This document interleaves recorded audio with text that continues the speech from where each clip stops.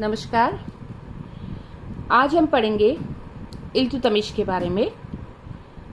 इल्तुतमिश का शासनकाल 1210 ईस्वी से 1236 ईस्वी तक था। इस भाग में इल्तुतमिश के बारे में हम दो भाग में पढ़ेंगे। मैंने यहाँ लिखा है भाग 1, तो हम दो भागों में इल्तुतमिश के बारे में पढ़ेंगे।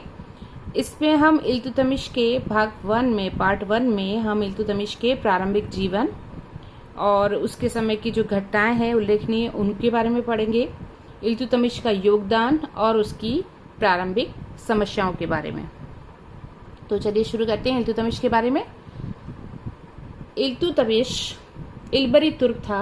उसकी जाति इलबरी तुर्क वंश का था, तुर्क जाति का था और उसका वंश था शमशी वंश। पिता का नाम इलम खां, ये इलबरी जनजाति का सरदार था। और चूंकि ये पिता का चहेता था और तेज बुद्धि वाला था, तो इसके भाई इससे बहुत जलते थे। तो ईर्ष्यावश उन्होंने, उसके भाइयों ने इल्तुतमिश को बुखारा ले जाकर दास के रूप में बेच दिया। बुखारा से फिर उसे गजनी, फिर बगदाद ले जाया गया। वहां पर मोहम्मद गौरी ने उसकी बिक्री पर प्रतिबंध लगा दिया। उसके बाद उसे इल्तुतमिश को दिल्ली ले जाकर कुतुबुद्दीन ऐबक को बेच दिया। इल्तुतमिश की पुत्री का नाम रजिया और इनके गुरु थे ख्वाजा कुतुबुद्दीन बख्तियार काकी। कुतुबुद्दीन ऐबक के भी गुरु यही थे और इल्तुतमिश के गुरु भी ख्वाजा कुतुबुद्दीन बख्तियार काकी थे। शुरू में ऐबक ने इसे दास के रूप में खरीदा। इल्तुतमिश को शाही अंगरक्षकों का सरदार बना दिया तथा अमीर शिकार, जो कि शाही शिकार का प्रबंध करता था, उस पद पर कुतुबुद्दीन ऐबक ने इल्तुतमिश को नियुक्त किया। 1200 ईस्वी में इसे ग्वालियर का अमीर बना दिया। फिर ग्वालियर, बरन, बदायूं के इख्तियार के रूप में इसने कार्य किया और खोखरों के विरुद्ध अभियान में इल्तुतमिश की वीरता को देखकर, क्योंकि बहुत साहसी था, तो इसकी वीरता को देखकर कुतुबुद्दीन ऐबक ने इसे 1205 में दास्ता से मुक्त कर दिया, दास से मुक्त कर दिया। फिर इसे बदायूं का प्रशासक नियुक्त किया। अपनी पुत्री रजिया से ऐबक ने अपनी पुत्री रजिया से इसका विवाह किया।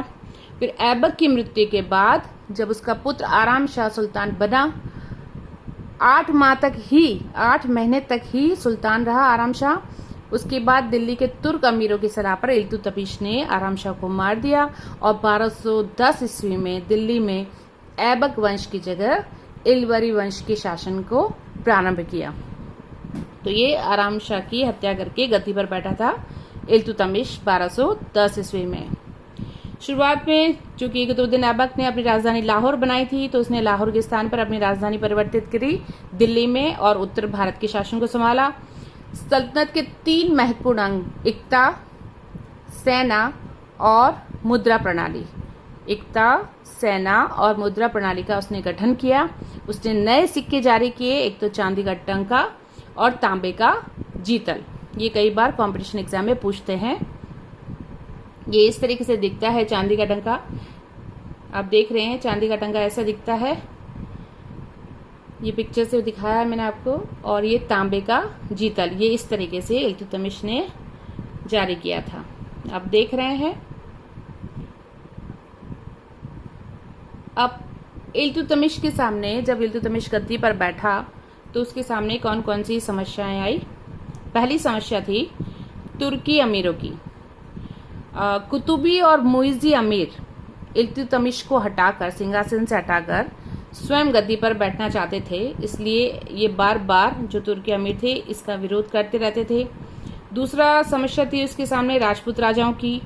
ये हिंदू राजपूत राजा जो थे अपनी स्वतंत्रता चाहते थे, तो आराम शाह के सुल्तान बनते ही साम्राज्य में अराजकता फैलते ही चौहान, चंदेल और प्रतिहार वंश के जो राजपूत राजा थे वो फ्री हो गए थे, स्वतंत्र हो गए थे और वो मुस्लिम साम्राज्य को समाप्त करने के लिए प्रयत्नशील थे। मतलब वो मुस्लिम साम्राज्य को समाप्त करना चाहते थे। तो लगातार उसे तुर्की अमीरों और राजपूत राजाओं का विरोध झेलना पड़ा जब शुरुआत में।